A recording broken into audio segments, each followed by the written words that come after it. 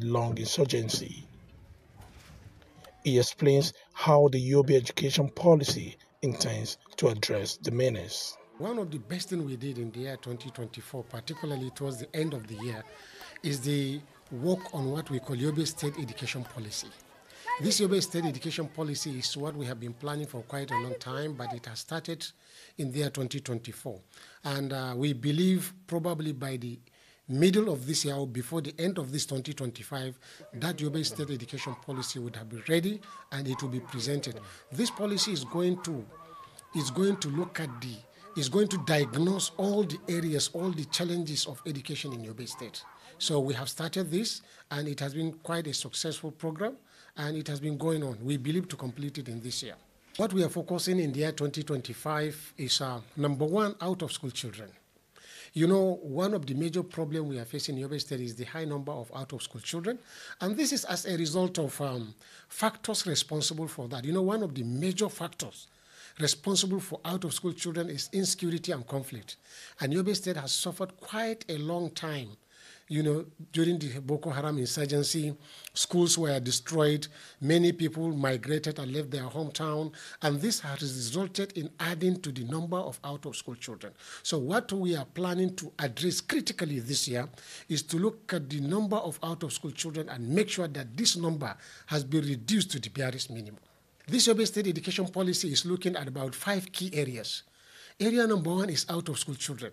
Number 2, you have school dropout. And then you have teacher training and teacher quality. It means we are going to look at the professional development of teachers.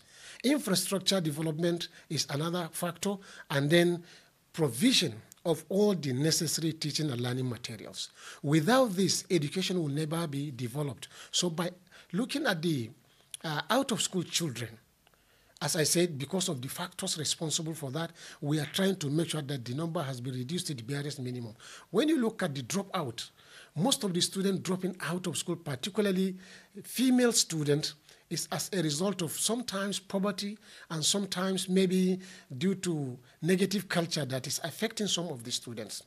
As a result of this, His Excellency Honorable Mai Malabuni, in collaboration with World Bank, they launched Agile, Adolescent Girls Initiative for Education and Empowerment.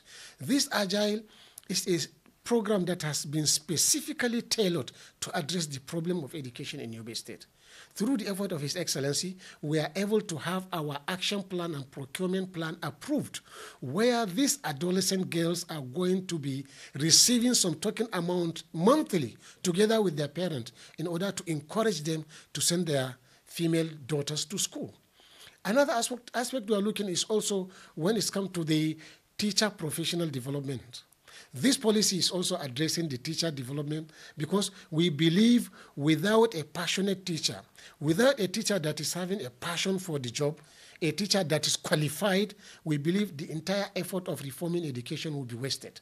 So because of this, we are focusing also on teacher professional development as well.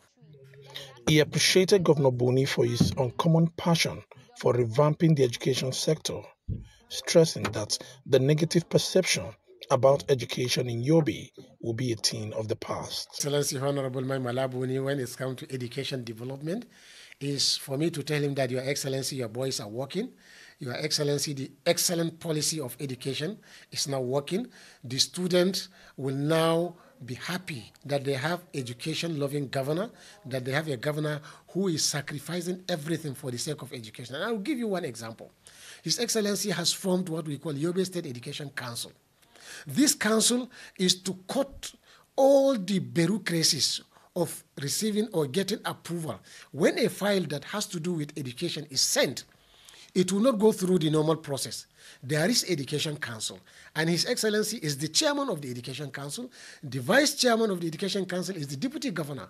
And all the people that this file will go to their office are put together in this council. So within a single sitting, a file, commissioner can present a file, the SSG will treat the file, the commissioner of finance will treat the file, His Excellency will give approval, approval will come back, and then a release will be given. Everything will be done within that particular council. This is to show you how uncommon passion His Excellency has for education. This Education Council is a turning point in education in Yobe State.